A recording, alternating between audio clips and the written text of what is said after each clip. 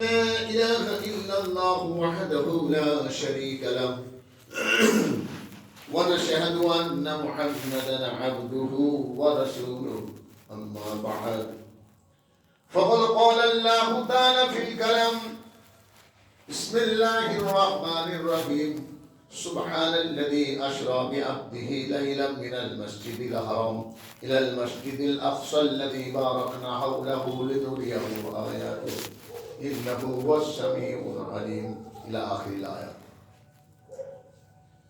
শব্দ সম্মানের ব্রাদার ইসলাম, এটা হলো রজবের মাস।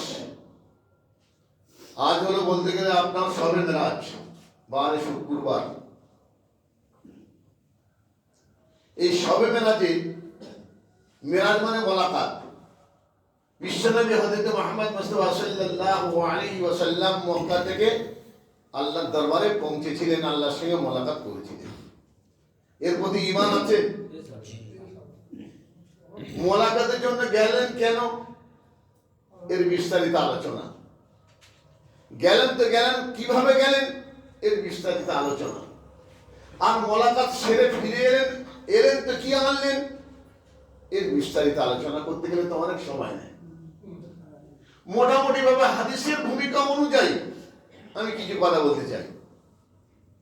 হাদিসের ভূমিকা হলো এই, বিশ্বনবী মেরাজে গিয়েছেন, 5 ওয়াক্ত নামাজ এনেছেন। এর বিশ্বনবী আছেন। সকালে উঠে আবু জাহেলের সঙ্গে বিশ্বনবীর দেখা। কার সঙ্গে দেখা? আবু জাহেলের সঙ্গে বিশ্বনবীর দেখা। তো আবু জাহেল বলছে, হে মুহাম্মদ, গতকাল আমি দেখলাম তোমার মুখটা বেশ সুন্দর দেখাচ্ছিল, আজকের আরো বেশি চমকাচ্ছে। এই কথাটা কে বলছে? আবু জাহেল বলছে যে আমি গতকাল দেখেছি তোমার মুখটা খুব সুন্দর ছিল, আজকের আবার দেখতে পাচ্ছি আরো অতি সুন্দর। কি ব্যাপার? বলছে, চাচা, আমি এই মসজিদে হারাম থেকে বাইতুল্লাহ থেকে বাইতুল মুকাদ্দাসে গেছি। বাইতুল কত সহজভাবে বলছেন বলুন তো আল্লাহর নবী। বাইতুল মুকাদ্দাসে গেছি, বাইতুল মুকাদ্দাসে গিয়ে ওখানে 2 রাকাত নামাজ পড়ে আল্লাহর আরশে চলে গেছি, আল্লাহর কাছে 5 ওয়াক্ত নামাজ নিয়ে, আর আমি ফিরে এসেছি। বলছে, আগে আমি মনে করতাম তুমি পাগল, এখন তুমি মস্ত পাগল। কি পাগল? আগে মনে করতাম মোহাম্মদ পাগল, আবার তো ওর কথা বলে, কিন্তু এখন দেখতে পাচ্ছি সত্যিকারের তুমি পাগল, মস্ত পাগল। আরে মোহাম্মদ, লোক যখন বলতে গেলে তোর বাড়ির দিকে আসে তখন তোকে সালাম করে, আবু জাহেল বলছে, আর আমার বাড়ির দিকে যখন মুখ করে তখন থুতু ফেলে। তো আজকের মৌকা পেয়েছি, এই মক্কা থেকে তোকে তাড়াবো, হাঁকাবো। ভাই কথা বুঝে গেল? ঠিক এই জায়গায় দাঁড় করে আমি আপনাদের জিজ্ঞাসা করছি যে আমি ভেবে নেবো আমার কথাটা আপনারা শুনছেন কিনা। আবু জাহেলের মধ্যে এত গর্ত জ্বালা কেন যে আল্লাহর নবীকে বলতে গেলে তাড়তে চাচ্ছেন? কথা বুঝে আসছে না ভাই? যে মুহাম্মদ মুস্তাফা সাল্লাল্লাহু আলাইহি সাল্লাম মুসলমান তৈরি করছে, এই আবার নামাজের কথা বলছে, আল্লাহর সঙ্গে মোলাকাত করে এনেছে, ইয়া আবার সব কি রে বাবা? ভিতরে তো অনেক মামলা দেখতে পাচ্ছি। তে মুহাম্মদ, এবার আমার বলতে গেলে সুযোগ এনেছে তোকে মক্কা থেকে তাড়িয়ে দেবো, এবং শুধু তোকে নয়, তোর দল মতকে তাড়িয়ে দেবো। এসআর হচ্ছে, বুঝলে না? যারা তোর দলে এসেছে, যারা তোকে মেনেছে, যারা মুসলমান হয়েছে, তাদেরকে এই মক্কা থেকে বিতাড়িত করে দেবো। ভাই কথা বোঝাও না? আবু জাহেল কি করলো? আল্লাহর নবীকে, আমি নিজে করে দিচ্ছি, আবু জাহেল আল্লাহর নবীর সঙ্গে সাক্ষাৎ করে দ্রুত গতিতে আবু বকর সিদ্দিক রাদিয়াল্লাহু তাআলা আনহুর বাড়ি থেকে পৌঁছেছে। আবু বকর বলছে, কে রে বাবা? আরে গলা তো প্রত্যেকে বোঝে, আমার এই গলা আপনারা বোঝেন না? আবু বকর বলছে, কি হলো রে বাবা? আজকের বলতে গেলে নেতা আমার বাড়িতে কেন? নিশ্চয়ই কোনো একটা বিপদ হয়েছে। আবু বকর সিদ্দিক রাদিয়াল্লাহু তাআলা আনহু ঘর থেকে বের হয়েছে, কি বাবা? বলছে, আরে শুনেছো তুমি তোমার বন্ধু মোহাম্মদ সে পাগলা হয়ে গেছে, মস্ত পাগলা হয়ে গেছে। কি বললে তুমি? যদি আর একবার যদি আমার বন্ধুর বিরুদ্ধে পাগলের কথা বলো, তাহলে আমি আমার এই হাতটাকে নিয়ে তোমার টুটিটা টিপে ধরবো। এটা কে বললো? হযরত আবু বকর সিদ্দিক। আবু জাহল বলছে, কি ব্যাপার, তুমি তো নরম মানুষ, এত গরম হলে কি করে? তুমি তো নরম মানুষ, এত গরম হওয়ার কি আছে? তুমি কথাটা শোনো। তোমার বন্ধু বলতে গেলে বাইতুল্লাহ থেকে মসজিদে আকসায় গেছে, 2 রাকাত নামাজ পড়ে আবার এই আসমান ভেদ করে আল্লাহর কাছে গেছে, আল্লাহর কাছে 5 ওয়াক্ত নামাজ নিয়ে আবার এনেছে। এই কথাটা ঠিক? আমার কথাটা শোনো। আমি আবু জাহেল মক্কা থেকে বাইতুল মুকাদ্দাসে আমি গেছি, 30 দিন লাগে যেতে, 30 দিন, আর আসতে 30 দিন, আর ও চলে গেল। তা মস্ত পাগলা না তো? কি এই জন্য আমি বলি যে তুমি এত গরম হচ্ছে কেন? হযরত আবু বকর সিদ্দিক রাদিয়াল্লাহু তাআলা আনহু বাড়ি থেকে বের হয়ে দৌড়ে আসছে বিশ্বনবী হযরত মুহাম্মদ মুস্তাফা, সবাই বলুন, বিশ্বনবী হযরত মুহাম্মদ মুস্তাফা সাল্লাল্লাহু আলাইহি সাল্লাম বাইতুল্লাহ হেলান দিয়ে বসে বসে কাঁদছেন। হযরত আবু বকর সিদ্দিক রাদিয়াল্লাহু তাআলা আনহু দেখলেন নবীবর কাঁদছে, জড়িয়ে ধরলেন। হে মুহাম্মদ মুস্তাফা সাল্লাল্লাহু আলাইহি সাল্লাম, আল্লাহর রাসূল, আপনি কাঁদছেন কেন? আপনার কান্নার কারণ কি? বলছে, আমাকে আবু জাহেল পাগল বলছে। বলছে, তোমাকে পাগল বলেছে?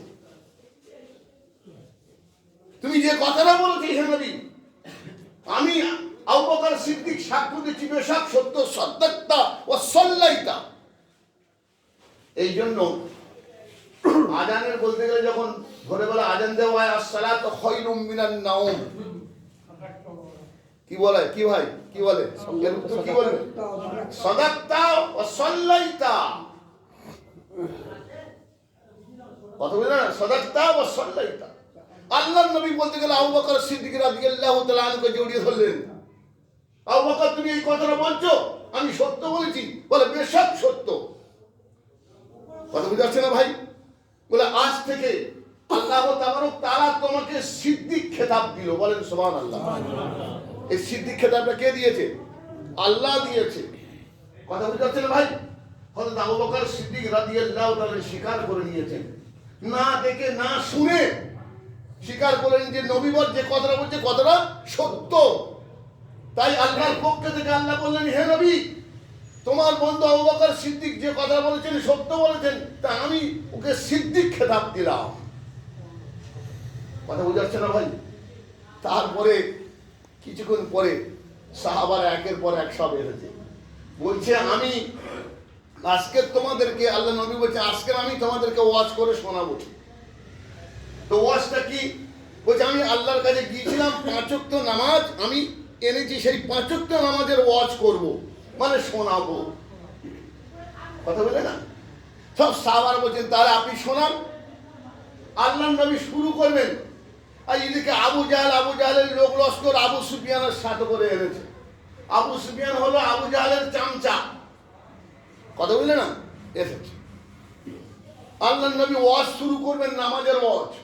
আচ্ছা বলুন দেখি, 5 ওয়াক্ত নামাজ, 5 ওয়াক্ত নামাজ বলতে গেলে আপনার কি বলে, মোট কত রাকাত ফরজ? 17 রাকাত ফরজ। ফজরের 2 রাকাত, জোহরের 4 রাকাত, আসরের 4 রাকাত, মাগরিবের 3 রাকাত, আর এশার 4 রাকাত। এই হলো মোট 17 রাকাত। কেন 18 রাকাত হলো না? বেজোড় আছে।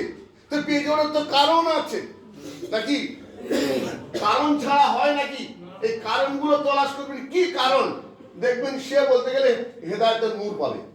শুধু চিন্তা করলে এটা কিসের কারণ?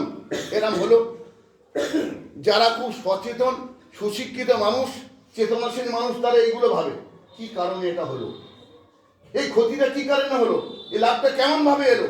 শুধু লাভ হচ্ছে খুশি না, লাভটা কেমন ভাবে এলো। এই কেমন কথাটা, কারণ কথাটা।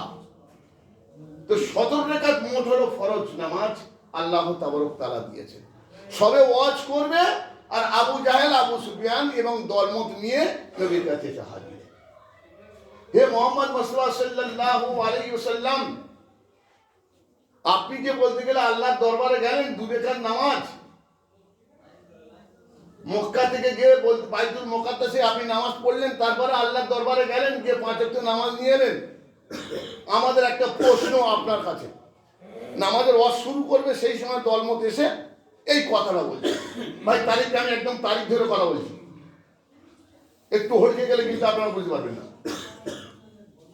তো আপনি যে গেলেন, আচ্ছা যেতে 30 দিন লাগে, বাইতুল্লাহ থেকে বাইতুল মুকাদ্দাসে যেতে 30 দিন, আসছে 30 দিন, তা আপনি বলছেন আমি নামাজ পড়েছি, এটা আবু সুফিয়ান বলছে। তো ঠিক আছে, তো জিজ্ঞাসা করতে চাই যে বাইতুল্লাহ বলতে গেলে জানলা দরজা কটা? ভাই কথা বুঝল? আমরা মসজিদে নামাজ পড়েছি, সামনের কাতারে কটা পাকা, মসজিদে সিঁড়ি কটা? এ ভাই 5 ওয়াক্ত নামাজ পড়ি তো, ঘরকে বলতে পারবো কে নামাজ পড়তে এসেছে, কে সিঁড়ি গুনেছে আর কে পাকা গুনছে? কথা বলার প্রশ্ন কিনা গুনতে পারছেন ভাই? যে বাইতুল্লাহ শরীফের বলতে গেলে জানলা দরজা কটা? যদি তুমি গিয়ে থাকো তোমাকে বলতে হবে। আল্লাহর নবী খামোশ হয়ে গেছেন যে আমি বাইতুল্লাহ গেছি, মক্কা থেকে গিয়ে নামাজ পড়িয়েছি, 2 রাকাত নামাজ পড়ি, আমি আল্লাহর আরশে চলে গেছি, কি আমি সেখানে জানলা দরজা গুনছি নাকি? আরে এটা চিন্তা করে যাওয়ার কথা কিনা? ভাই আপনারা যারা নামাজ পড়তেন মসজিদ করে সিঁড়ি বলতে পারবেন? নিজের ঘরে বলা যাবে না, এক কোটা পাকা আছে বলুন, ভাগ করে একটু গুনবেন, মাথা উঁচু করে, মাথা উঁচু করে এক্ষুনি দেখতে হবে। প্রশ্নটা খুব সাংঘাতিক প্রশ্ন।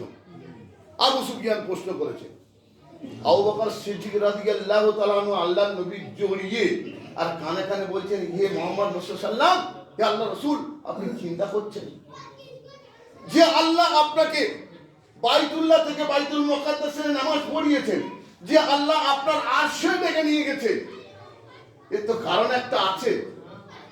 আপনি দুঃখ নেবেন না, নিশ্চয়ই আল্লাহর ফয়সালা আসবে। কি? যে আপনার জীবনে বলতে গেলে এই বছরে 3টে দুঃখ। নাম্বার 1, আপনার চাচা মারা গেছে আবু তালেব, যে সাহায্যকারী ছিল।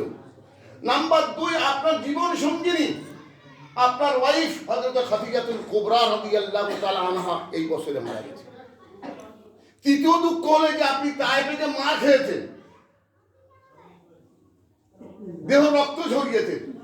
এত দুঃখ আল্লাহ সহ্য করতে পারেনি, তাই আল্লাহ পাক আপনাকে ডেকে নিয়ে গেছেন। এই কথাটা কে বলছে ভাই? আবু বকর সিদ্দিক আল্লাহর নবীকে বোঝাচ্ছেন। আর সেই আল্লাহ আপনাকে তার ঘরে রেখে নিল, আর বাইতুল মুকাদ্দাসের জানলার দরজা বলতে গেলে দেখাবে না? এক্ষুনি জিবরাইল আলামিন আসবে, এটা আমার দৃঢ় বিশ্বাস। কথা বললেন না ভাই? জিবরাইল আলামিন আলাইহিস সালাতু সালাম এলেন, বলার সাথে সাথে, হে মুহাম্মদ রাসূলুল্লাহ সাল্লাল্লাহু আলাইহি ওয়াসাল্লাম, আপনি মুখ ভারী করবেন না, চিন্তা করবেন না, টেনশন নেবেন না, আমি বাইতুল মুকাদ্দাসকে হাতে নিয়ে ঘোরাবো। ঘোরানো যাবে তো? আমরা ভিডিও করি তো, কত মানুষ আছে, এর উপর সঠিক ইমান আসার কথা। তো মানুষের তৈরি যদি মানুষ ঘুরে দেখাতে পারে, আর আল্লাহর ফেরেশতা দেখাতে পারবে না? হ্যাঁ, আরে বলুন না, বেশ হ্যাঁ শুনলে হবে নাকি? তাহলে জিবরাইল আলামিন আলাইহিস সালাতু সালামকে আল্লাহ বলে দিলেন, আমার নবীকে আমি আমি তার মর্যাদা বুলন্দ করেছি, আমার ঘরে আনিয়েছি, আমি আমার নবীর শান, আমার নবীর মর্যাদা বুলন্দ করে। যাও বাইতুল মুকাদ্দাস হাতের উপর নিয়ে ঘোরাও, আর নবী দেখবে, দেখে বলে দেবে। জিবরাইল আলামিন আলাইহিস সালাতু সালাম বাইতুল মুকাদ্দাস বলতে গেলে হাতে করে নিয়ে ঘোরাচ্ছেন, আল্লাহর নবী দেখে দেখে সব জানলা দরজা বলে দিচ্ছে। আবু জাহল খামোশ, ওর দলমত খামোশ, আবু সুফিয়ান খামোশ, বলে চলে এবার যাই। বলছে চলে এবার যাই। আবু জাহল বলছে, আবু সুফিয়ান বলছে কোথায় যাবেন? বলে আরে এসো না, তুমি আর বসে থেকে কি হবে, এসো, চলে এসো। যাচ্ছে, যেতে যেতে আবু সুফিয়ান বলছে আরে দাঁড়াও না সর্দার, দাঁড়াও। কি ব্যাপার? বলছে এই বাইরে বলা যাবে না, বাইরে বললে অসুবিধা আছে, ঘর বন্ধ করে বলবো। যে আমার চাচতো ভাই আব্দুল্লাহর বেটা মোহাম্মদ যে কথা বলেছে সত্য, প্রকৃত আল্লাহ রসুল বলেন সুবহানাল্লাহ। যে কথাটা কে উচ্চারণ করেছে ভাই, প্রকৃত আল্লাহ রসুল, এটা আবু জাহেল উচ্চারণ। প্রকৃত, এখানে শুধু রসুল বলেনি, প্রকৃত আল্লাহ রসুল মানে কি একবার কারো সাথে তাকিদ করে বলেছে। এই কথাটা যদি বলতে গেলে আমি বাইরে বলি, তাহলে আমার ভুয়া এই নেতৃত্ব থাকবে না।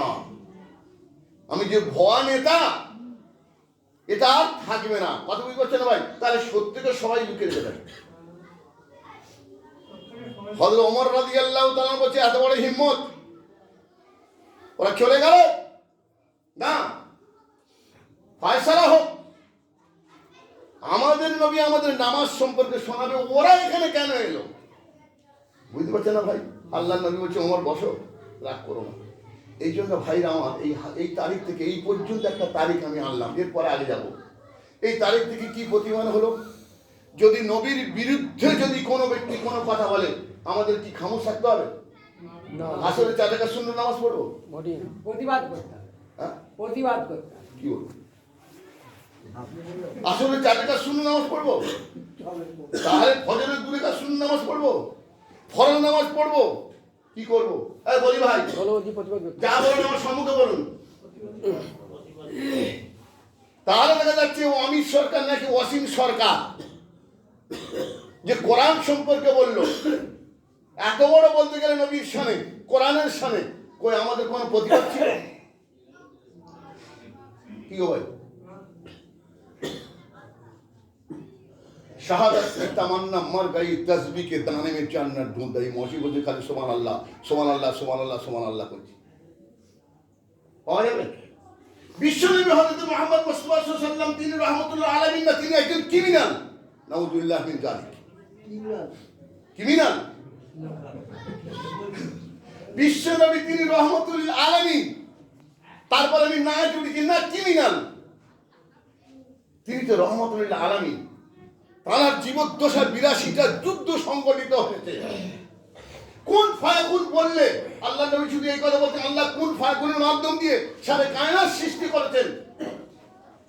তো কোন ফায়াকুনের মাধ্যম দিয়ে আবু জাহেলের ঘাটটা ধরে ইসলামে দাখিল করিয়ে দিন, এ কথা বলেছে কি?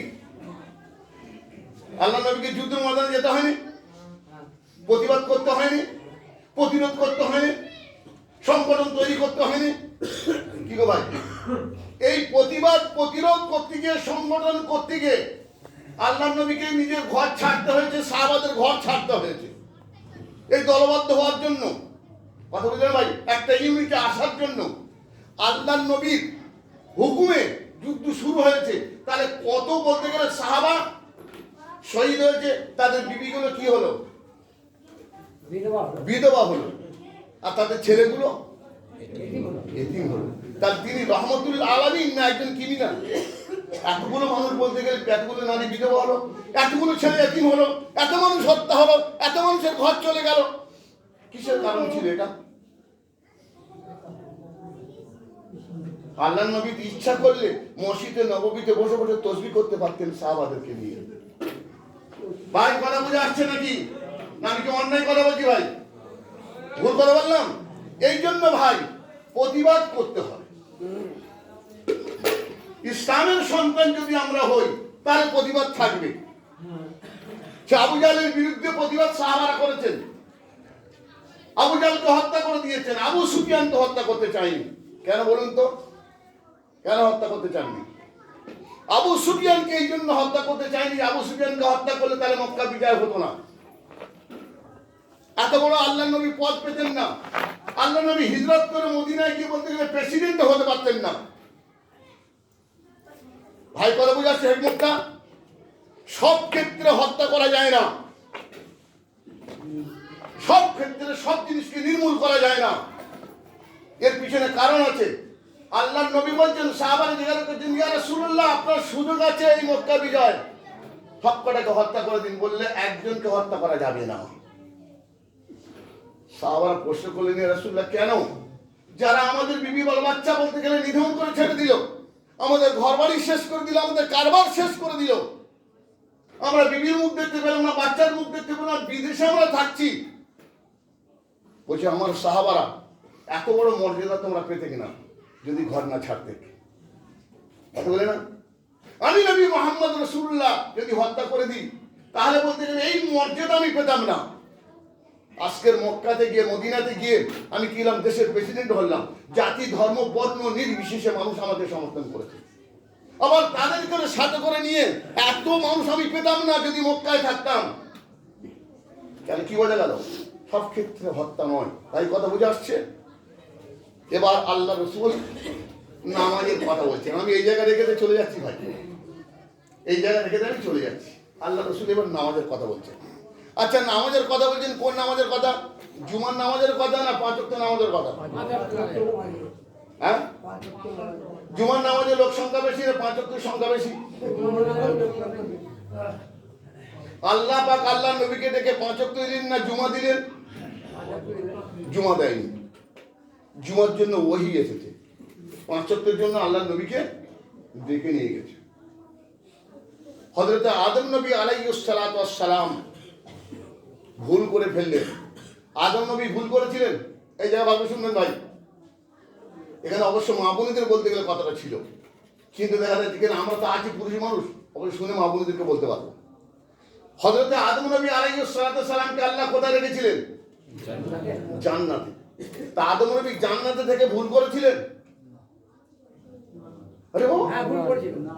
বলে না, জান্নাতে থেকে ভুল করেছে। তো যে জায়গা দিয়েছিল সেটা জান্নাত বলে ঘোষণা কোরআনে আছে, তার যে সেই জায়গাটা জান্নাত, অর্থাৎ জান্নাত থেকে ভুল করে যেত। হাজি শাজারাতা ফাতাকুনা মিনাজ জালিমিন, হে আদম তুমি এই গাছের গোড়ায় যাবে না, তাহলে জালিম হয়ে যাবে। এটা কোরআনের আয়াত, সূরা বাকারা। তো আদম নবী কি জান্নাতের গোড়ায় গিয়েছিল? এই মানে আপনি কি বলে ওই গাছের গোড়ায় গিয়েছিল? আদম নবী গাছের গোড়ায় যায়নি। তাহলে মা হাওয়া আলাইহিস সালাতু সালাম কে শয়তান ওয়াসওয়াসা দিয়েছে, শয়তানের জালে ফেসে মা হাওয়া আদম নবীকে বুঝিয়েছে। এখন মিছিল হয় দেখবেন, মেয়েরা আগে যায়, আমাদের দাবি মানতে হবে মানতে হবে, আর পুরুষরা পেছনে থাকে। কথা বুঝলেন না ভাই? তো এখন দেখা যাচ্ছে যে হাওয়া আলাইহিস সালাতু সালাম ওই গাছের ফলকে বেটে শরবত করে আদম নবীকে খেয়ে দিয়েছিল। আদম নবী বমি করেছে, অনেকবার বমি করেছে, বমি করতে করতে মুখ থেকে রক্ত উঠে গিয়েছিল। কথা বুঝলেন না ভাই? তাহলে দেখা যাচ্ছে ধোকাটা কে দিল? শয়তান ধোকা দিল হাওয়াকে, হাওয়া ধোকা দিল কাকে? আদমকে। ভাই কথা বুঝে আসছে না? এই জন্য মেয়েদের থেকে একটু সাবধান থাকবেন। এই মেয়ে লোকের কথা ওঠা বসা, কি বুঝলেন, সব কিছু গন্ডগোল। মেয়েরা বলো শয়তানের ওয়াসওয়াসার মধ্যে বেশি থাকে। এই জন্য ভাইরা আমার সাবধান থাকুন।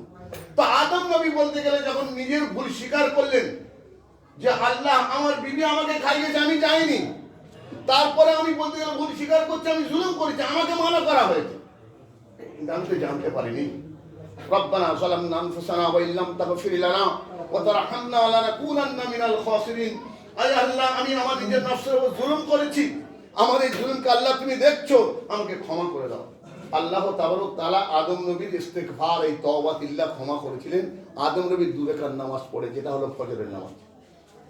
আল্লাহ তাবারক তাআলা আমাদের নবীকে বলেন, হে নবী, আমি বলতে গেলে তোমার আদি পিতা আদম নবী আলাইহিস সালাতু সালামের এই তওবার পরে নামাজ পড়াটা আমি খুব খুশি হয়েছি। সেই নামাজ আমি যত্ন করে আমি আল্লাহ রেখেছি তোমাকে দেব বলে, তুমি এই নামাজ নাও। বলে এই নামাজ নিলে আমার কি হবে, আমার উম্মতের কি হবে? দেখো আমাদের নবী বোকা, বিশ্ব নবী, খতমান নবী, আখিরে নবী, শেষ নবী। কথা বুঝতে পারছেন না ভাই? যার কাজের মাধ্যম দিয়ে সমস্ত কাজ সমাপ্ত হবে, যিনি সমাপ্ত করার জন্য পৃথিবীতে এসেছেন। কথাটা ভালো বোঝেন।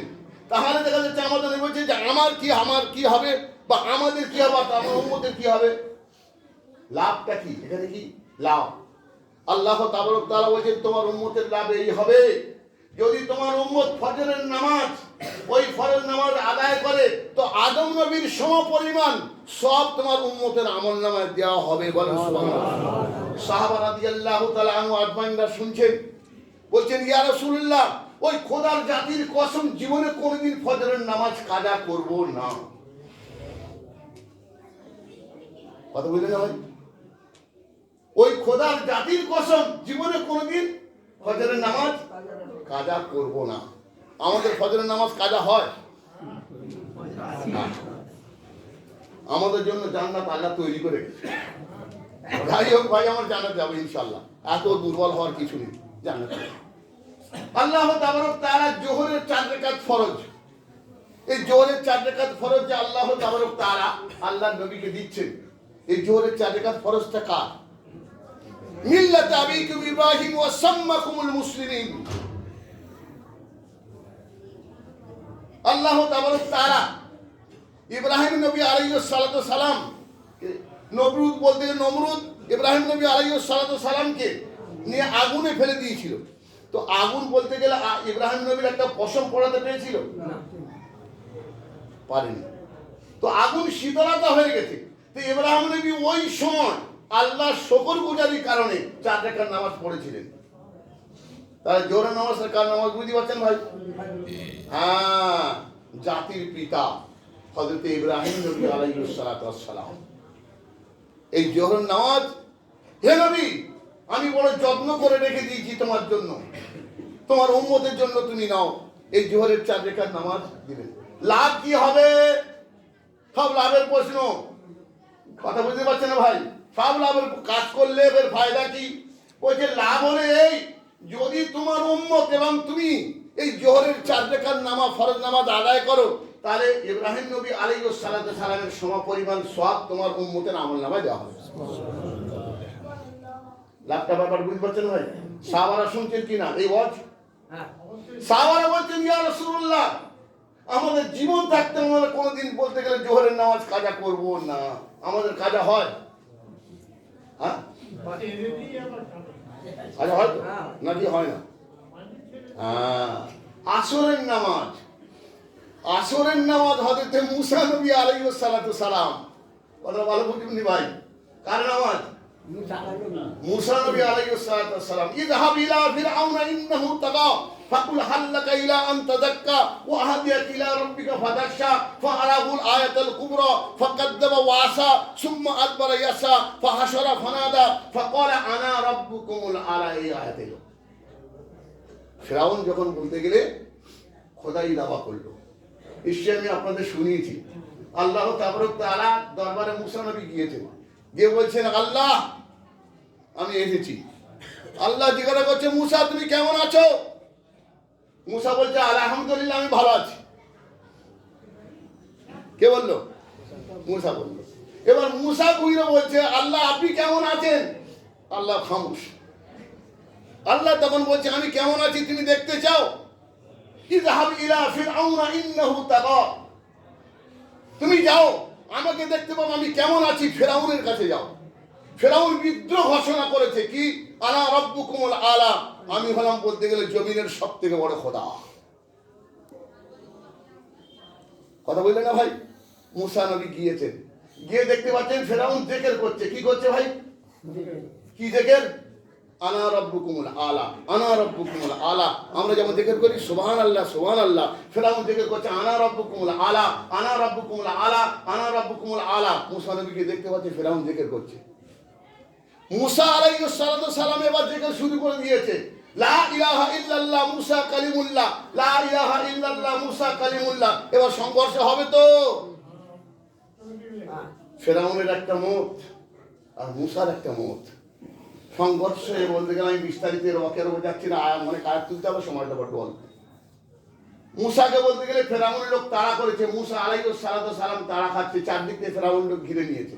এবার বলতে গেলে নদী পার হবে, আল্লাহ পাক রাস্তা করে দিয়েছিলেন তো, ওই নদী পার হয়ে মুসা আলাইহিস সালাতু সালাম 4 রাকাত নামাজ আদায় করেছিলেন। যে নামাজ আমাদের নবীকে দেওয়া হয়েছে, আসরের নামাজ। তাহলে আসরের নামাজ কার নামাজ? মুসা নবী। জোহরের কার নামাজ? ইব্রাহিম নবী। আর ফজর আদম নবী। এবার আসছি বেজোর মাগরিবের নামাজ। এই মাগরিবের নামাজটা বিস্তারিত বলতে গেলে অনেক সময় লাগে। আপনারা জানেন ইয়াকুব নবীর নাম শুনেছেন? ইয়াকুব নবীর বিবি কোটা? 2 বিবি। সমস্ত নবীদের বলতে গেলে 2 এর অধিক বিবি। শুধু একটা নবীর একটা বিবি, আর একটা নবী এখন আই বুড়ো। কথা বোঝাচ্ছে না ভাই? হযরত আদম নবী আলাইহিস সালাতু সালাম প্রথম মানব, আর বিয়ে করতে পারেনি, মানে সব তো ওনার মেয়ে, তো মেয়ের সঙ্গে বিয়ে করবে? তাহলে আদম নবীর একটা বিবি, কথা বলে না? আর ঈসা নবী এখন আই বুড়ো, কোথায় আছে? চৌথ আসমানে ঈসা নবী আছে, ফিরে আসবে, খালি উঠছে আর বসছে কবে যাব, উঠছে আর বসছে কবে যাব। কথা বুঝে আসছে না ভাই আমার? তো ইয়াকুব নবী আলাইহিস সালাতু ওয়াসসালাম, ওনার দুটো বউ, একটা বোর থেকে বলতে গেলে আপনার 10টা বাচ্চা, আর একটা বোর থেকে দুটো বাচ্চা। এই যে আপনার ইসরায়েলের ভাই, ইসরায়েলের প্রধানমন্ত্রীর নাম কি গো? নেতানিয়াহু। তো ইউসুফ নবী আলাইহিস সালাতু সালামের ভাইয়ের নাম হলো নেতানিয়াহু, আর ইউসুফ, এরা দু ভাই। এই জন্য ইহুদিরা বলতে গেলে ওই নাম রেখে চলছে। আপনারা ওকে জানেন, ইউসুফ নবীর ভাইরা বলতে গেলে আপনার কুয়ায় ফেলে দিয়েছিল, কুয়া থেকে বলতে গেলে বাজারে বিক্রি হলো, জুলেখা আর আজিজ মিশ্রি কিনে নিল। আবার জুলেখা বলতে গেলে আপনার খেয়ালাত খারাপ ছিল, ও দুপুরন ও কুপুরন আলা কামিসিহি বিদামিন কাজ্জাব, এইভাবে আছে বিভিন্ন আয়াত, তুলতে গেলে অনেক সময় নেবে। এখন দেখা গেল সেই ইউসুফ নবী আলাইহিস সালাতু সালাম জেলে থেকে বলতে গেলে কি হলো ভাই? দেশের প্রেসিডেন্ট হলো, মিশরের রাজা। ভাইরা এবার এসেছে ইউসুফ নবী আলাইহিস সালাতু সালামের দরবারে, যে আমাদের বলতে গেলে আমরা কেনানের মানুষ, আমাদের দেশে দুর্ভিক্ষ দেখা দিয়েছে, তাই আমরা এসেছি, আমাদেরকে সাহায্য করা হোক। ইউসুফ নবী চিনতে পারছে এরা আমার ভাই, এরাই কুয়া ফেলে দিয়েছিল। এখন যদি আমি বদলা নিই, বদলা নেওয়া ঠিক হবে কিনা, ঠিক হবে কিনা?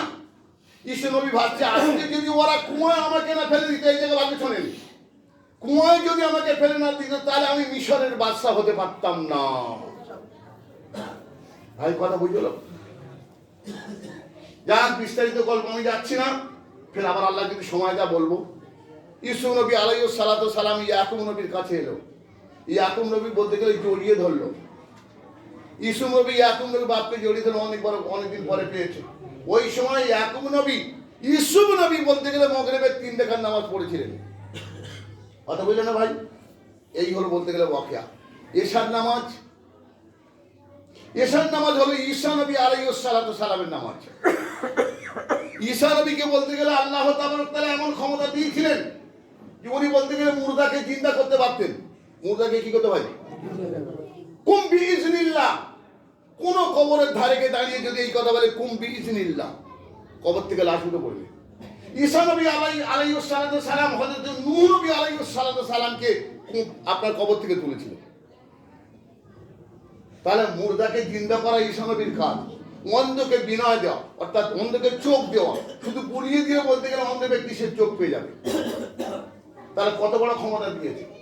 সেই ঈসা নবীকে আল্লাহ তাআলা কি করলেন? চৌথা আসমানে রেখেছে। ঈসা নবী আসবে, ঈসা নবী আল্লাহর দরবারে ফরিয়াদ করলেন, আয় আল্লাহ, আমার কি মরণ হবে না? কে দোয়া করলে ভাই? উঠছে আর বসছে, আল্লাহ আমার কি মরণ হবে না? আল্লাহ বলে হ্যাঁ, তোমার মরণ হবে। ঈসা নবী মারা গেছে কি না, সত্য তুলে নিয়ে গেছে। এই যেমন বলতে গেলে সেই আমেরিকার সেই কি গো ট্রাম্প তুলে নিয়ে গেছে একজনকে, হ্যাঁ ও তুলে নিয়ে গেছে। আল্লাহর ফেরেশতারা ঈসা নবীকে তুলে নিয়ে গেছে। তুলে নেওয়ার পর ঈসা নবী উঠছে আর বসছে, দোয়া করছে। আল্লাহ বলছে তোমাকে পাঠানো হবে এত তাড়াতাড়ি নয়, তোমার আগে ইমাম মেহেদী যাবে, তোমাকে বিয়ে দেওয়া হবে। আবার তোমাকে বলতে গেলে আপনার আখিরে নবী, অর্থাৎ শেষ নবীর নবী তোমাকে করা হবে না, খতামান নবী, নবী শেষ নবীর উম্মত বানানো হবে। ওই সময় ঈসা নবী আলাইহিস সালাতু সালাম বলেছিলেন আলহামদুলিল্লাহ সুবহানাল্লাহ ওয়া লা ইলাহা ইল্লাল্লাহু আল্লাহু আকবার। ওই সময় বলতে গেলে 4 রাকাত নামাজ পড়েছিলেন। এই হলো ঈশার নামাজ। এর বিস্তারিত আরো আছে, আমি যেতে যাচ্ছি না। কথা বলে না ভাই? এখন দেখা যাচ্ছে এই যে নামাজ আমরা পড়তে এসেছি, কথা বলে ভাই, তাহলে নামাজের বলতে গেলে গুরুত্ব যে সব কিন্তু আমরা পাবো যদি আমরা সঠিকভাবে আদায় করি। কথা বলে না ভাই? এই জন্য আমাদের দেশে যদি আমাদের অস্তিত্ব না থাকে, মসজিদ কোথায় করবেন? ভাই নামাজ পড়তে অস্তিত্ব দরকার তো। হুব্বুল ওয়াতনি মিনাল ঈমান ক্বালা নবী সাল্লাল্লাহু আলাইহি ওয়াসাল্লাম, দেশকে ভালোবাসা, দেশের অস্তিত্ব সংগ্রহ করা, দেশের অস্তিত্ব কায়েম করা, দেশের সংবিধানকে সম্মুখে রেখে চলা, এটা হলো কি ঈমানের অঙ্গ। এখন দেখা যাচ্ছে আমাদের দেশের যা পরিস্থিতি বর্তমানে এসে গেছে, ধর্মকর্ম করাটা খুব দুরূহ ব্যাপার হয়ে গেছে। ওই এসআই হচ্ছে, হওয়ার পরে চারদিকে মানুষ পেরেশান, কি হবে কি হবে কি হবে, অস্তিত্বের লড়াই। এই জন্য ভাই আগামীতে বলতে আগামী সোমবার কলকাতা বলতে গেলে ডাক দিয়েছে। এখন আমরা যারা সচেতন মানুষ, আমি মনে করছি যে আমার নাম যখন বলে আসেনি, নিশ্চয়ই আমার নামটা পৌঁছে গেছে, এটাও ভুল।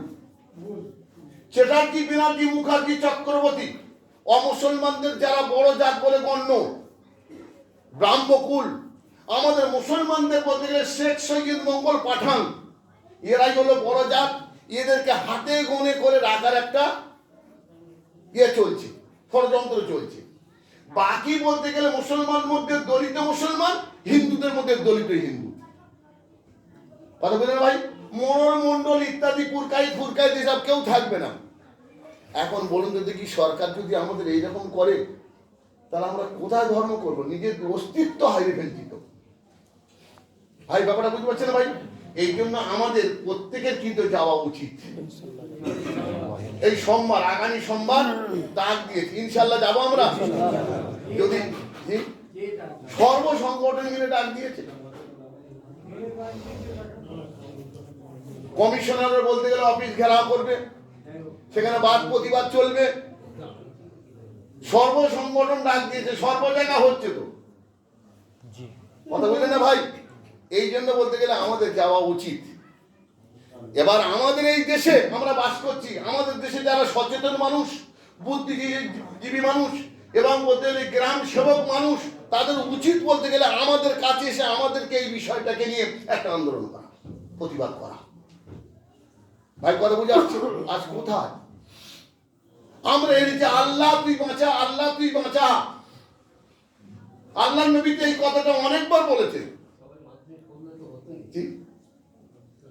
খালি দোয়া, আল্লাহ দোয়া দোয়া দোয়া দোয়া, আল্লাহ দোয়া। আরে নবী তো দোয়া করেছেন, সাহাবারা দোয়া করেননি?